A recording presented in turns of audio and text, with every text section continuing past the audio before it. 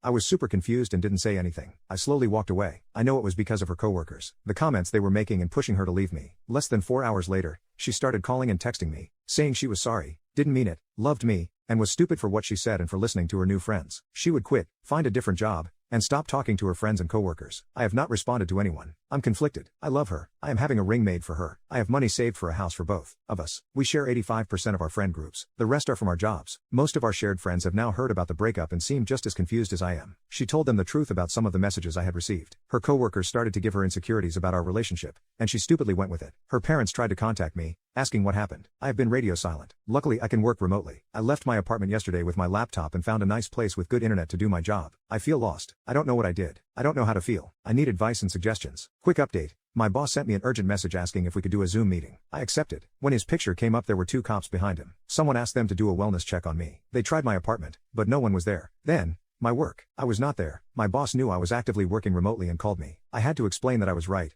I just had my phone off due to drama. I'm also supposed to go to her parents' house tonight. Update. I sent a generalized message to those who reached out, stating that I was okay and safe, as well as need time and space while I work out some personal issues. I picked up the ring since it had already been paid for. Then, put it in the box I made for it. I did go to her parents' house. As soon as I pulled up, Kate opened the door and ran out. She had been crying. They went to give me a hug. I accepted, but it wasn't how I usually hug. She then tried to kiss me. I moved my head and backed up. We went in and sat down. We sat for about 10 minutes without saying anything. She started crying and said she was sorry. I just responded with okay. I asked her what she told everyone. She told the truth. I asked her why the cops were called to check on me. She explained that she didn't call them. After our friends found out, they tried reaching out. After they had not heard from me in over 24 hours, they decided to call for a wellness check. Kate used the word catatonic to describe me while after I walked away. I asked her why did she break up with me. She didn't give me a straight answer. Something about people at work constantly talking bad about me and playing on her insecurities. I asked her why she kept letting that happen and not stopping it by setting clear boundaries. She said that she tried, and it would work for a day but would return later. I asked if she saw value in me as a person or in our relationship. She said that she does both. I asked why she would break up over something a random stranger said about me. She said she was sorry and it was a dumb mistake. I asked how they knew about me or our relationship and how much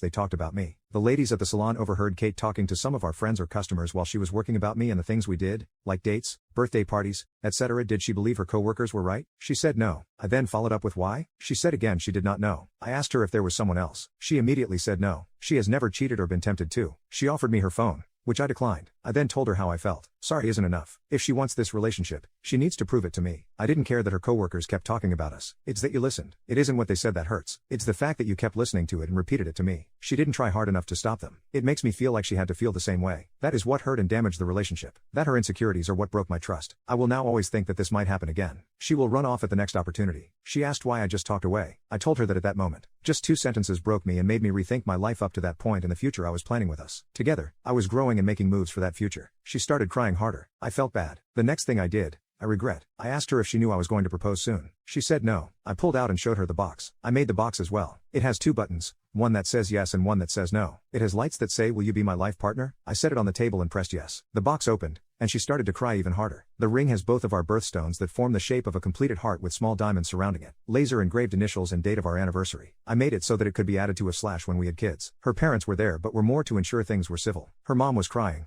and her dad looked pissed but not at me. They both made comments about the ring/box. I told her that the future I had planned would not happen anymore. We need to give each other space. At least 3 months of no communication. We must step back and look at who we are and what we want moving forward. After that, we will see where we are at. But this is on my terms and timeline. I can't return the ring, so I don't know what to do with it. I might just give it to her if things don't work out after 3 months. She said most of our shared friends told her off and blocked her. Her parents are pissed, and her little sister hasn't talked to her since the first night. I said I'm sorry but actions have consequences. I wished her the best. She thanked her parents for all they had done for me and hugged them. I knocked on her little sister's door. I have known her all of her life. Thanked her as well. Hugged her and left. I have 4 months left on my lease. I'm thinking of possibly moving when it expires. Tonight I'm hanging out with a good friend Mr. Johnny Walker. I will get my life going again tomorrow.